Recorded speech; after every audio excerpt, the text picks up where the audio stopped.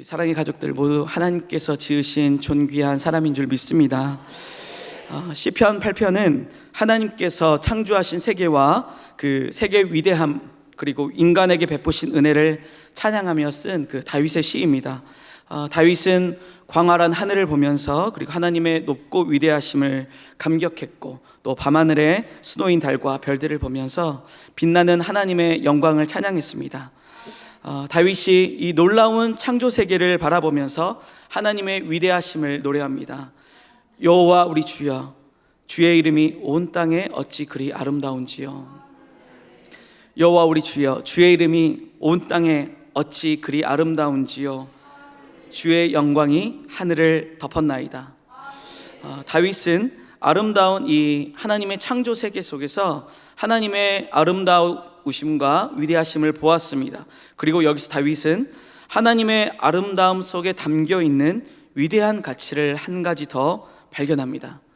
창조 세계에 담긴 그 하나님의 마음을 발견하게 된 것입니다. 저는 코로나 시기에 결혼을 했습니다. 그래서 신혼여행을 해외로 가지 못했고 국내로 이제 잠깐 가게 되었는데, 그것을 이제 불쌍하게 여기신 저희 어머니께서 코로나가 끝날 즈음에 저희 부부에게 그 괌 여행을 선물해 주셨습니다. 그래서 엄마 찬스 덕분에 이제 괌 여행을 하게 됐죠. 그 괌에 있는 그 에메랄드빛 그 바다에서 굉장히 행복한 시간을 보냈습니다. 하나님 정말 살아계시다.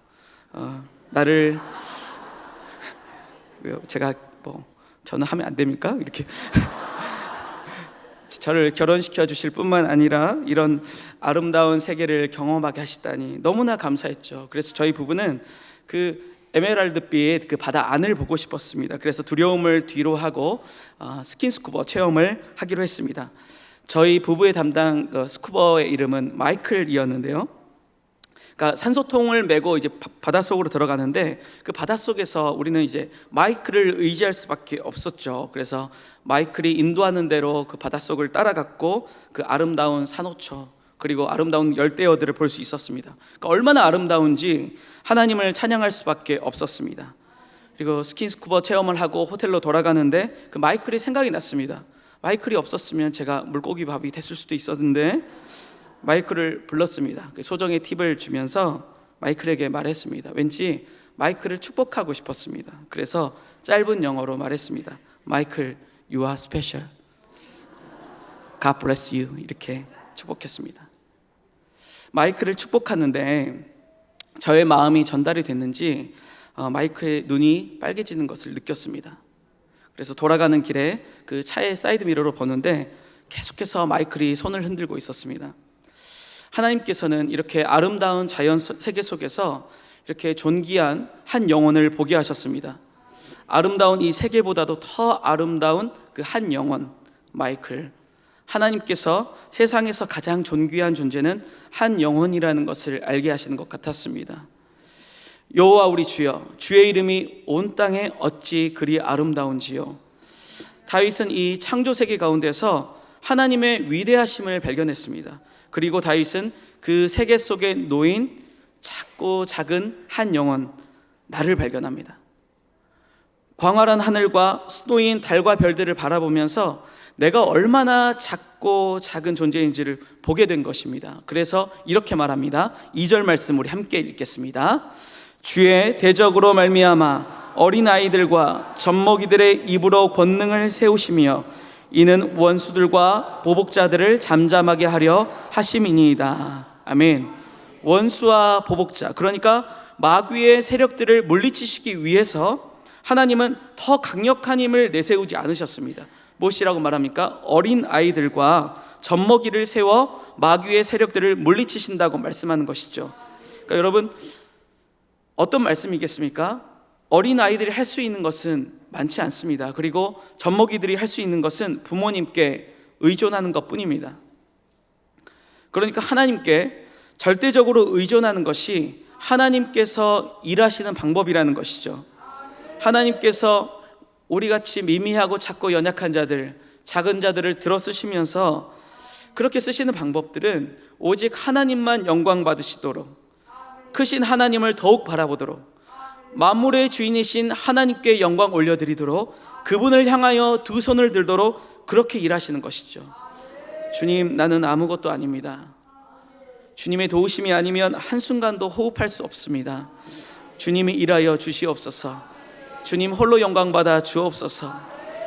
다윗이 창조 세계를 보아도 나는 작고 작습니다 라고 말할 수밖에 없었습니다. 그리고 원수와 대적 앞에 서서도 나는 아무것도 아닙니다 라고 말할 수밖에 없었습니다. 우리도 마찬가지입니다. 우리에게 필요한 것은 하나님을 절대적으로 의존하는 것입니다. 그것을 아는 것이 은혜인 것이죠. 이스라엘의 출애굽을 위해서 하나님께서는 모세를 부르셨습니다. 그래서 불 속에서도 타지 않는 떨기나무 가운데 나타나신 하나님께서는 자신을 스스로 있는 자라고 말씀하셨습니다. 하나님은 불같은 애굽의 핍박에도 이스라엘을 구원할 여호와 하나님이십니다. 하나님께서는 모세에게 이곳은 거룩한 곳이니 내 신을 벗으라 라고 말씀하셨습니다. 그러니까 하나님의 구원을 보기 위해서는 모세와 이스라엘 백성은 가만히 있어야 합니다. 신을 벗어야 되는 것이죠. 하나님의 말씀에 모세는 신을 벗고 땅을 바라보았습니다. 땅에 있는 먼지를 봅니다. 티끌을 봅니다. 질퍽한 낙타의 똥을 봅니다. 그러면서 나는 흙으로 지어진 창조물이라는 것을 다시 한번 깨닫고 하나님 앞에 엎드리게 되는 것이죠. 모세는 먼지 같은 나를 발견합니다. 하나님을 의존할 수밖에 없는 존재임을 알고 신을 벗습니다. 그런데 하나님은 티끌 같은 모세를 출애굽 구원의 사명자로 세우셨습니다.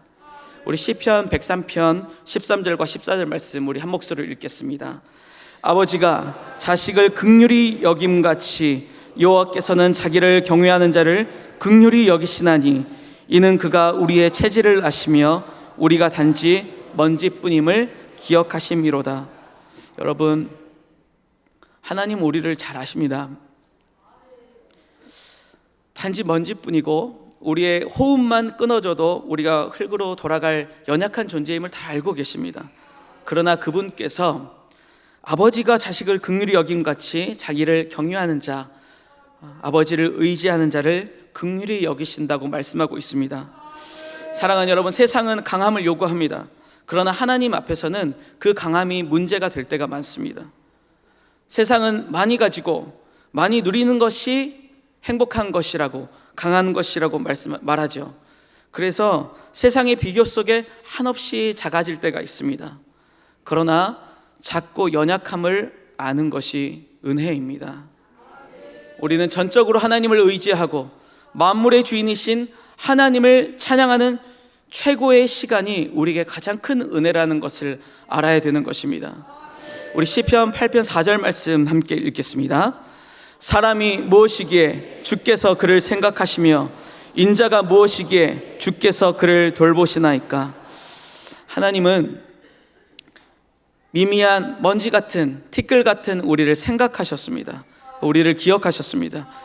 이 말씀에서 사람이라는 단어는 에노시라는 단어를 사용하는데 힘이 있는 사람이 아니라 깨어지기 쉽고 연약한 존재를 나타낼 때 사용하는 단어입니다. 그러니까 약하고 비참한 그런 존재, 도움이 필요한 사람을 말하는 것이죠. 지금 다윗은 이 온 우주 만물 안에서 작고 작은 내가 하나님께 얼마나 의미 있는 존재인가를 생각하고 있는 것입니다. 하나님, 이렇게 작고 작은 나를 왜 생각하십니까? 하나님, 이렇게 미미한 나를 왜 생각하십니까? 하나님, 티끌 같은 나를 하나님은 왜 기억하십니까? 하나님, 죄인된 나를 하나님은 왜 생각하십니까? 사람이 무엇이길래, 내가 무엇이라고, 낚아짓게 뭐라고 하나님은 나를 생각하시고 기억하십니까? 사랑하는 여러분, 하나님은 여러분을 어떻게 생각하실까요? 여러분은 여러분 자신을 어떻게 생각하십니까? 우리 삼위 하나님께서 인간을 창조하실 때 고심고심하시면서 삼위 하나님께서 함께 상의하셨습니다. 어떻게 만드실까? 함께 생각하신 것이죠. 그리고 그 결과는 삼위 하나님의 모양대로 삼위 하나님의 형상대로 사람을 창조하셨습니다. 가장 아름답고 존귀한 존재로 우리를 창조하신 것이죠. 우리 시편 8편 5절 말씀 함께 읽겠습니다. 그를 하나님보다 조금 못하게 하시고 영화의 종기로 관을 씌우셨나이다. 하나님보다 조금 못하게 하셨다고 말씀하십니다.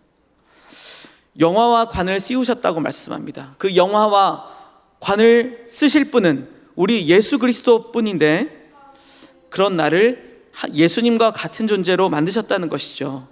그리고 티끌 같은 우리에게 이렇게 하나님 말씀하십니다. 너는 나에게 가장 존귀한 존재야. You are special. 요한복음 3장 16절은 이렇게 말씀합니다. 하나님이 세상을 이처럼 사랑하사 독생자를 주셨으니, 하나님이 우리를 사랑하셔서 하나밖에 없는 아들을 주기까지 사랑하셨다고 말씀하죠. 여러분, 하나밖에 없는 아들을 주기까지 사랑하셨다는 것은 내 아들과 너를 바꿀 만큼 여러분을 존귀하게 여긴다는 하나님의 마음이 아니겠습니까? 제가 가족 얘기를 내서 죄송합니다. 제가 40살에 딸을 얻었습니다. 제가 40살이 넘었다는 사실에 놀라셨죠? 감사합니다. 네. 얼마나 예쁘고 귀하겠습니까? 어제 제 딸의 생일이었는데, 두 번째 생일이었는데 지금 한 3일째 생일 파티를 하고 있습니다. 얼마나 자신을 존귀하게 여기는지. 근데 어느 날 제가 제 딸의 얼굴을 보는데 그 마음에 너무 예쁘잖아요. 그 마음에 감동이 있어서 이렇게 말했습니다. 하연아, 너 보고 있는데 보고 싶다.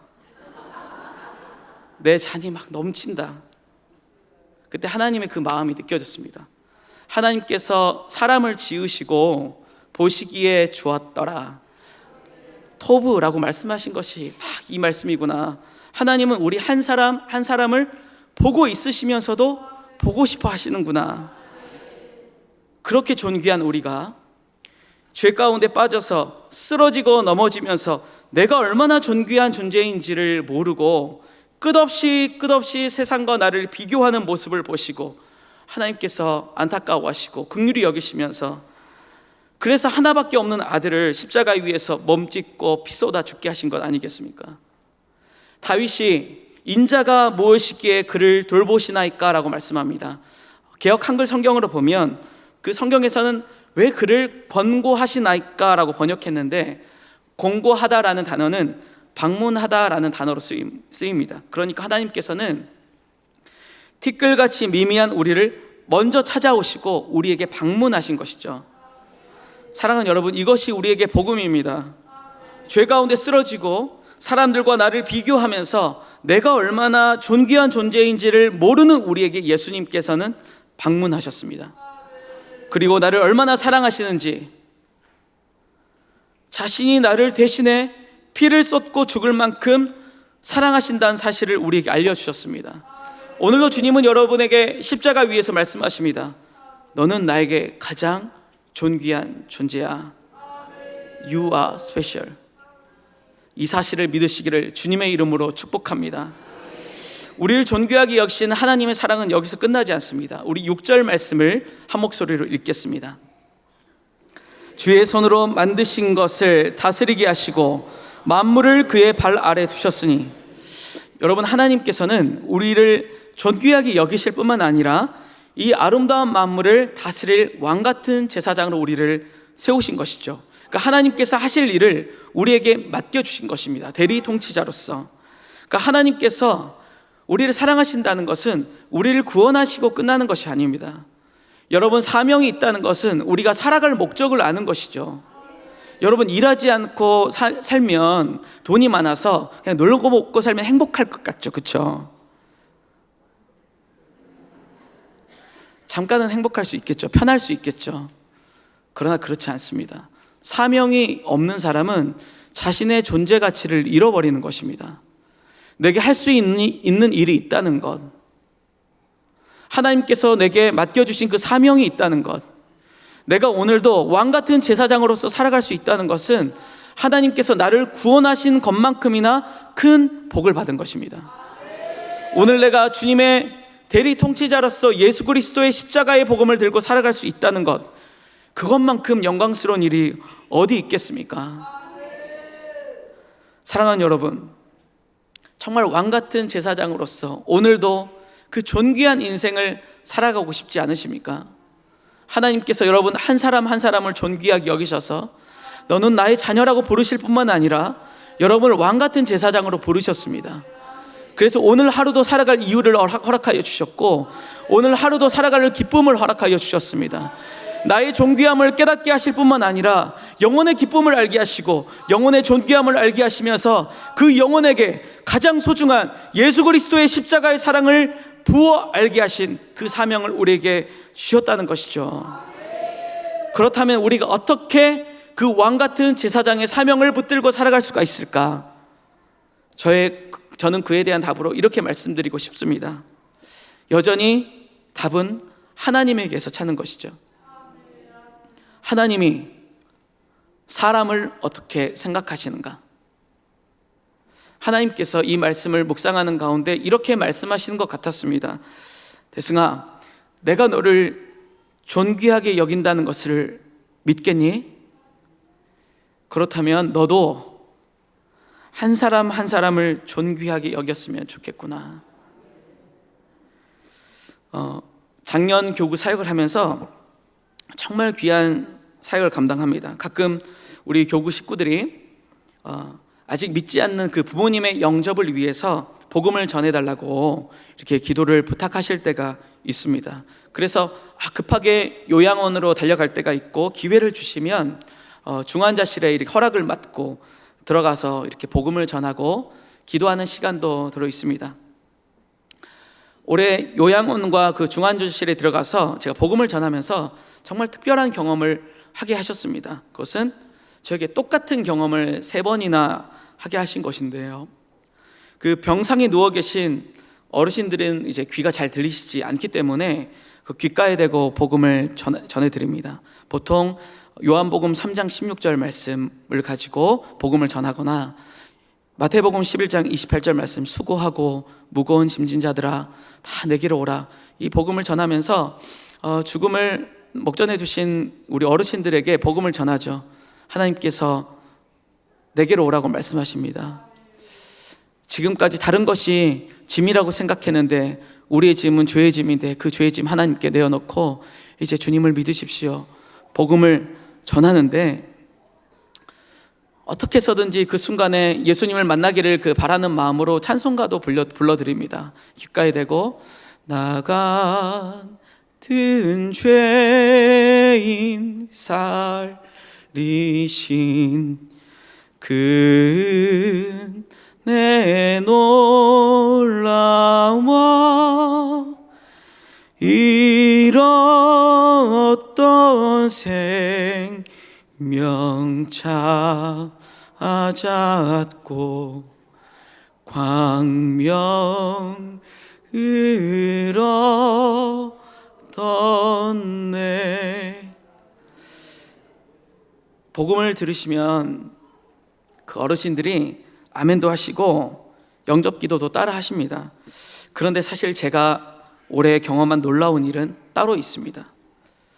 복음을 전하고 기도할 때마다 제가 3번이나 똑같이 옆 병상에 누워 계신 환자분들께서 복음을 들으시고 회개를 하시는 것입니다. 그 죽음을 목전에 둔 어르신들께서 그 옆자리에서 복음을 들으시다가 막 울부짖기도 하시고 그 따라하기도 하셨습니다. 나도 구원받고 싶습니다. 나도 용서해 주십시오. 내가 눈물이 납니다. 그래서 그때 얼마 전에 그 자리에 함께 계시던 권사님께서도 그 말씀을 하셨습니다.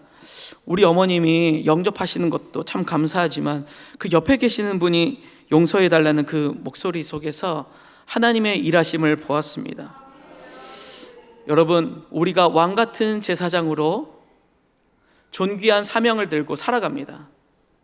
그래서 천하보다 존귀한 영혼을 바라보면서 그 영혼에게 예수 그리스도의 그 십자가의 복음, 영혼을 소중히 여기시고 우리 한 사람 한 사람을 존귀하게 여기시는 그 십자가의 복음을 전합니다.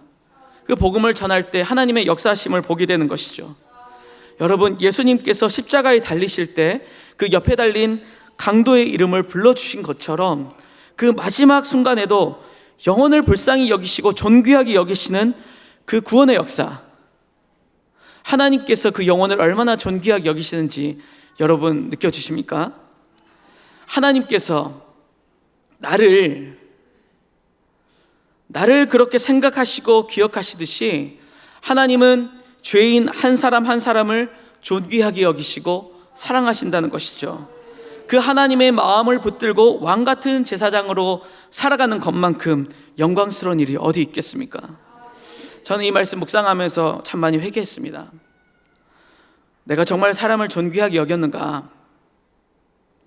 내가 좋아하고 친하고 사랑하는 사람들은 참 좋고 사랑스럽게 보이는데, 여러분 살다 보면 왜 그런 사람만 만나겠습니까? 사울도 만나고 원수 같은 사람들도 만나게 되는데, 그런 사람들을 만나면 얼마나 밉잖아요. 제 마음 같아서는 모세처럼 그 갈대 상자에다가 우겨 넣어가지고 목포 앞바다에다 탁 띄워가지고 하나님 북한까지 흘러가게 하옵소서 이렇게. 그런데 하나님께서 원수 같은 나를 사랑하지 않았습니까? 죄인이 나를 사랑하셨고 그분께서 나를 사랑하시면서 내가 너를 존귀하게 여긴단다, You are special, 주님께서 그렇게 말씀하셨기 때문에 잘 안 돼도 나를 존귀하게 여기시는 하나님께서 내가 원수라고 생각하는 그 사람을 존귀하게 여기시기 때문에 오늘도 그 하나님 붙들고 그 걸음을 걸어야 되지 않겠습니까? 제가 목사 안수를 받을 때 저희 아버지께서 주신 편지를 꺼내 읽습니다. 선으로 악을 갚고 원수까지 사랑으로 녹여내는 사랑의 능력자가 되시게. 아버지 이제 48년 목회하시고 은퇴하셨는데 마지막으로 그 주시는 말씀이 그런 말씀입니다. 선으로 악을 갚고 원수까지 사랑으로 녹여내는 사랑의 능력자가 되시게. 그런 원수까지도 존귀하게 여기는 사랑의 능력자가 되실 수 있기를 주님의 이름으로 축복합니다. 베스트셀러 작가 이지선 작가 잘 아시죠? 이지선 교수는 21살의 평범한 대학생이던 젊은 날에 끔찍한 교통사고를 당했고 전신의 55%가 화상을 입는 끔찍한 그런 일을 당했습니다. 그래서 40여 차례가 남는 그 수술, 그리고 피부 이식, 그러니까 너무나도 그 거울 앞에 설 때마다 이게 정말 내 모습인가 라는 절망의 순간들을 만나게 되었습니다. 그러나 그녀는 그 시간 속에서 어머니의 사랑과 돌보시는 하나님의 은혜 속에서 나를 생각하시고 나를 기억하시는 그 하나님 안에서 다시 태어났다고 고백합니다. 그녀는 자신에게 2번의 생일이 있었다고 말하는데 어머니께서 나를 낳아주신 날, 그리고 교통사고로 화상을 입은 날이 나는 다시 태어난 날입니다 라고 말합니다. 그녀는 자신의 그 존귀한 존재를, 그 존귀한 그 자신의 가치를 발견하고서 새롭게 태어난 것이죠. 그리고 이렇게 고백합니다. 여러분은 바보같이 들리시겠지만 저는 사고 이전으로 돌아가고 싶지 않습니다. 끝이라고 생각했던 인생은 끝이 아니었습니다. 당신이 살아가는 그 하루도 충분히 빛나고 의미가 있습니다. 나를 존귀하게 여기시는 하나님을 만나는 그녀는 존귀한 사명을 얻게 되었습니다. 그래서 그녀는 이 복음을 들고 당신의 인생은 존귀한 인생입니다. 당신은 다시 태어날 수 있습니다. 끝나지 않았습니다. 하나님은 당신을 해피엔딩으로 끝나게 하실 것입니다 라는 강연으로 전 세계를 돌아다니고 있습니다. 여러분, 그녀가 단지 다시 태어나서 잠시의 기쁨 때문에 이런 일을 할 수 있는 것은 아닙니다. 하나님께서 다시 태어나게 하시면서 약속하셨기 때문입니다. 내가 너를 세상에 다시 세울 것이라는 그 약속, 사람들을 위로하는 왕 같은 제사장으로 세우겠다는 그 약속이 그녀를 새로운 삶으로 부르게 되었고 세상에 존귀한 복음을 전하는 사명자가 된 것입니다. 사랑하는 여러분, 하나님께서 여러분을 예수 그리스도의 십자가의 복음으로 살게 하셨습니다. 가장 존귀한 자로 세우셨습니다. 여러분을 구원하실 뿐만 아니라 존귀한 왕 같은 제사장의 복음을 붙들고 오늘도 사명을 가지고 살아갈 목적을 허락하여 주셨습니다. 하나님께서 오늘도 여러분을 생각하십니다. 내가 무엇이기에, 나까짓 게 무엇이라고 나를 생각하십니까? 라고 고백했던 다윗의 고백은 우리가 하나님께 드릴 수 있는 고백입니다. 우리가 하나님 안에서 가장 소중한 존재가 되었다는 사실을 깨달을 때 우린 정말로 가장 소중한 것을 얻게 됩니다. 바로 복음입니다. 예수 생명으로 존귀한 자가 되었다는 사실을 알 때 우리는 정말로 가장 소중한 것을 얻게 됩니다. 바로 예수 그리스도입니다. 사람을 존귀하게 여기며 사명을 붙들 때 우리는 더욱 소중한 것을 얻게 됩니다. 예수 그리스도의 십자가의 복음입니다. 하나님께서 여러분을 그토록 존귀하게 여기십니다. 그리고 우리에게 오늘 사명을 주셨습니다. 존귀한 사명을 붙들고 존귀한 인생을 살아가시는 여러분들이 될 수 있기를 바랍니다.